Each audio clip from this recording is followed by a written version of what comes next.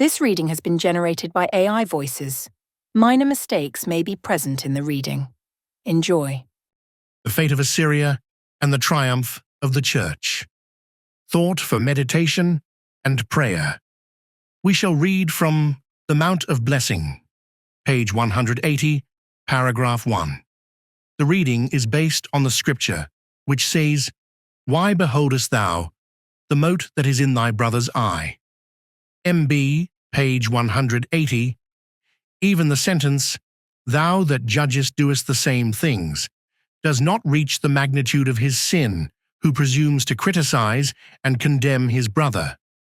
When he thinks he has detected a flaw in the character or the life, he is exceedingly zealous in trying to point it out.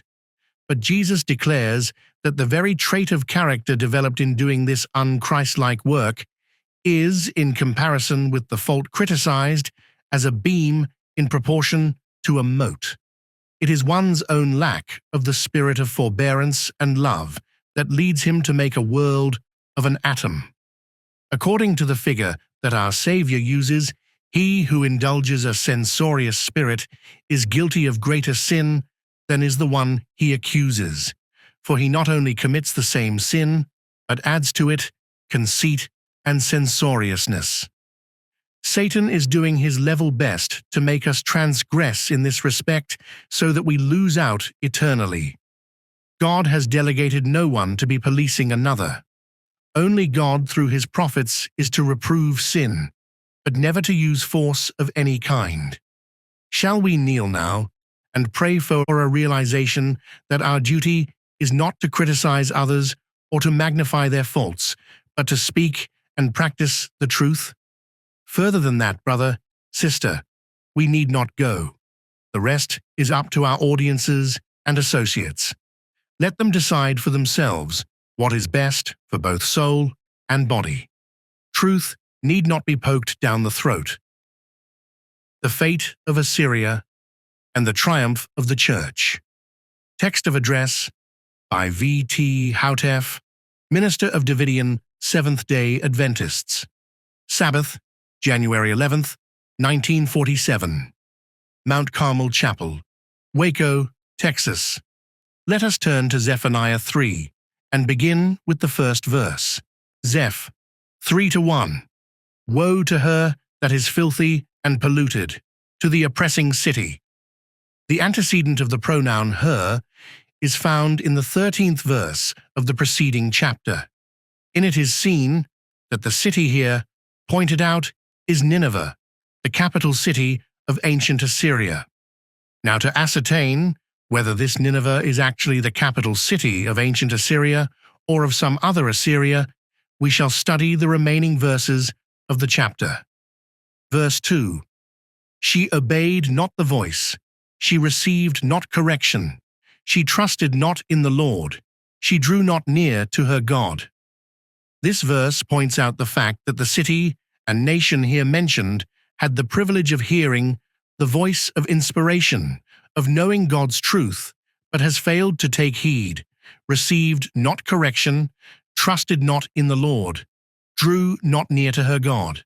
Verse 3, her princes within her are roaring lions, her judges are evening wolves, they gnaw not the bones till the morrow.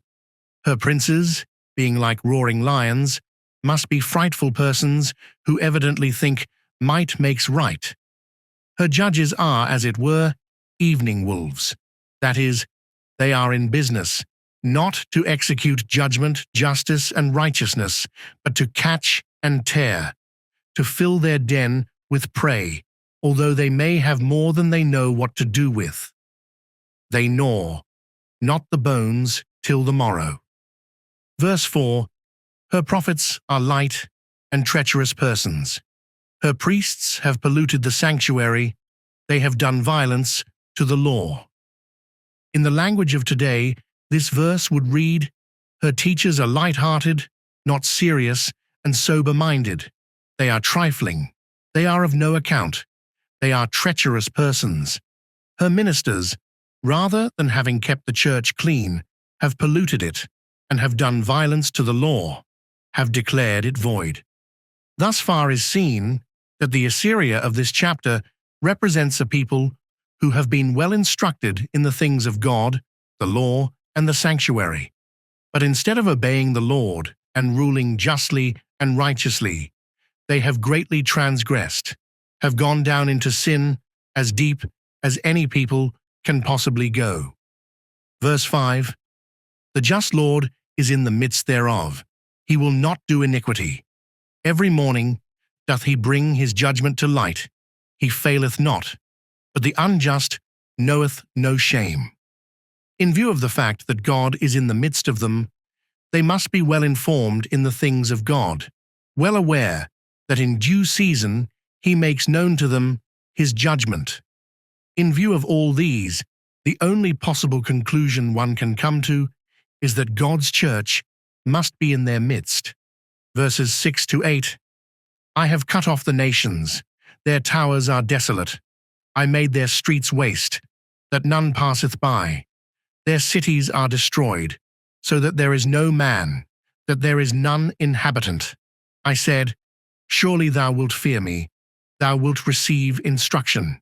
So their dwelling should not be cut off, howsoever I punished them. But they rose early, and corrupted all their doings. Therefore wait ye upon me, saith the Lord, until the day that I rise up to the prey. For my determination is to gather the nations, that I may assemble the kingdoms, to pour upon them mine indignation, even all my fierce anger. For all the earth shall be devoured with the fire of my jealousy. The Lord himself warns that he has cut off nations, that he has made their towers desolate and their streets waste, that he has destroyed their cities and has left no inhabitants in them. He points out that all this he did as an object lesson for future good, so that they as a nation might fear him and receive instruction, that their dwellings not be cut off. But in spite of these examples, they rise early and corrupt all their doings. So it is that at long last the Lord arises to the prey, gathers the nations, assembles the kingdoms, and Assyria gets her punishment. From this we see that the Assyria under discussion exists in the time of the end, the time in which the great and dreadful day of the Lord takes place. This Assyria, therefore, is an antitype of ancient Assyria, just as the Babylon of Revelation 17 and 18 is an antitype of ancient Babylon. Assyria, Charge's inspiration, is a rejoicing city that dwells carelessly, that says in her heart, I am, and there is none beside me. Zeph. 2:15. At this point, let us pause a moment and summarize the characteristics by which this modern Assyria is to be identified. 1. As man looks at things, she is so great that there is none like her. She is well instructed in the things of God. 2. She is oppressive, a hard ruling nation. 3. She has polluted the sanctuary and has declared the law of God void. 4.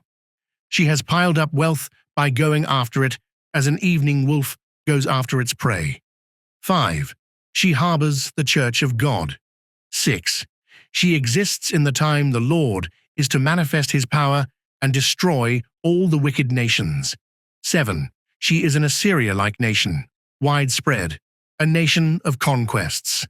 There is but one people under the sun that answers to all these descriptions, and that people is, of course, the English-speaking people, in whose midst is the church, and from whose midst the gospel and the Bible flow out to all nations.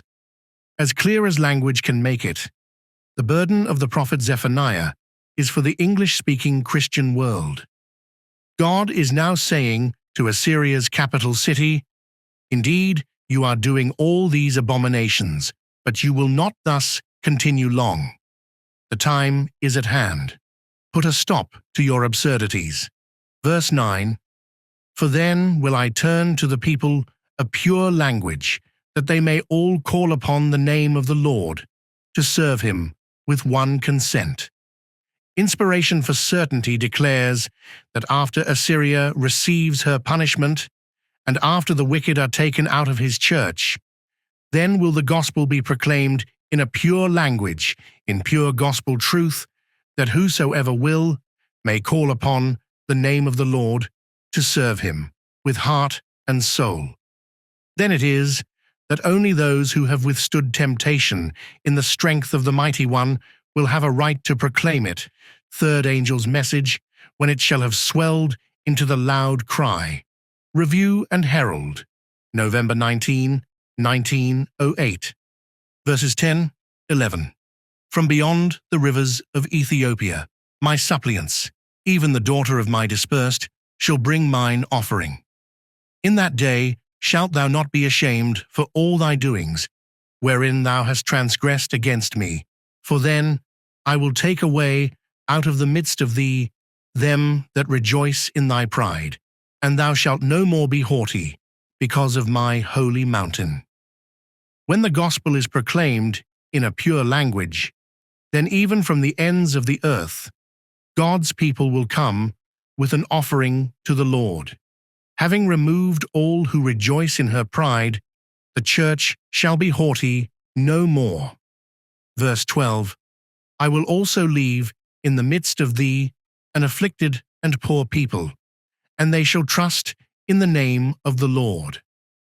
The fact that he leaves in their midst poor and afflicted people is sufficient evidence in itself that the purification of the church takes place before the millennium, before Isaiah 33:24 is fulfilled, and before he sets up the kingdom mentioned therein. Verse 13. The remnant of Israel shall not do iniquity, nor speak lies, neither shall a deceitful tongue be found in their mouth, for they shall feed and lie down, and none shall make them afraid. The remnant, those that are left after the purification takes place, shall sin no more. They shall forever thereafter stand, without guile, in their mouths. Verse 14. Sing, O daughter of Zion. Shout, O Israel. Be glad and rejoice with all the heart, O daughter of Jerusalem. A great day is coming for the righteous, a dreadful one for the wicked. We, therefore, as children of Zion, are encouraged to sing and shout for joy, because we have finally come to the time of God's great deliverance. Verse 15. The Lord hath taken away thy judgments, he hath cast out thine enemy.